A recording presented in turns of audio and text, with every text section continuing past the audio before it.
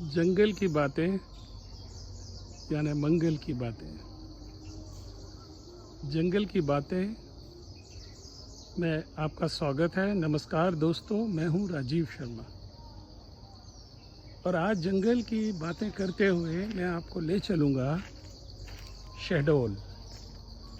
शहडोल प्राकृतिक सौंदर्य की राजधानी, जहां बहती हुई जलधाराएं हैं, सघन वन हैं और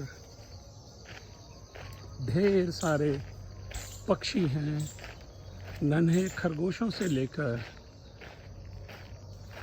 उस बाघ तक, जिसे पता नहीं क्यों रॉयल बंगाल टाइगर कहा जाता है। मेरी समझ में तो उसे रॉयल एमपी टाइगर कहना चाहिए। उसी शहडोल का किस्सा है ये। शहडोल संभाग में जो उमरिया ज़िला पड़ता है, वहाँ पर एक छोटा सा रेलवे स्टेशन है घुनघुटी, और उस छोटे से रेलवे स्टेशन में एक बड़ी सी घटना हुई। और वो बड़ी सी घटना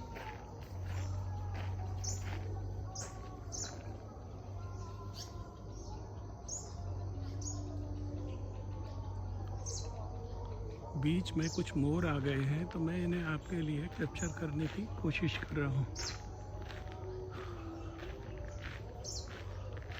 पक्षी मन के राजा होते हैं,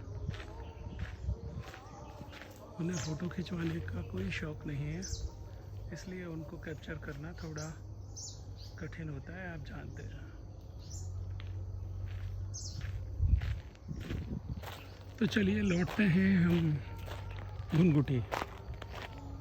तो घुनघुटी के इस छोटे से रेलवे स्टेशन पर, जो शहडोल ज़िले से एकदम लगा हुआ है, उमरिया के सीमांत पर है, वहाँ एक बार एक ट्रेन आकर खड़ी हुई। और जैसा होता है, सबसे पीछे ट्रेन में आप जानते हैं गार्ड का डब्बा होता है। तो गार्ड के डब्बे में गार्ड साहब उतरे और रेलवे स्टेशन में जाकर उन्होंने जो खाना पूरी होती है, लिखा पढ़ी होती है, वो की, और दोबारा अपने डब्बे में सवार होने के लिए कुछ ही मिनटों बाद जब वो लौटे, तो ये देखकर दंग रह गए कि उनकी सीट पर गार्ड के डब्बे में भालू विराजमान था। अब गार्ड साहब बड़ा चक्कर में कि भाई भालू अगर ट्रेन का गार्ड हो जाएगा तो मैं क्या करूँगा, मेरी तो नौकरी गई।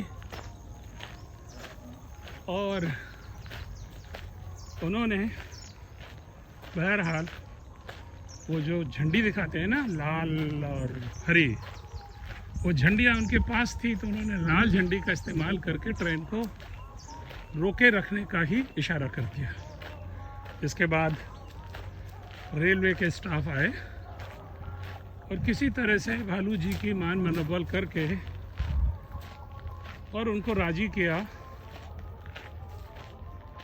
कि वो गार्ड का डब्बा खाली कर दें। और भालू जी फिर थोड़ी जद्दोजहद के बाद वो गार्ड के डब्बे से बाहर आए और गार्ड साहब फिर अपने डब्बे में चढ़ पाए, और इस तरह वो ट्रेन घुनघुटी स्टेशन से आगे शहडोल की तरफ जा पाई।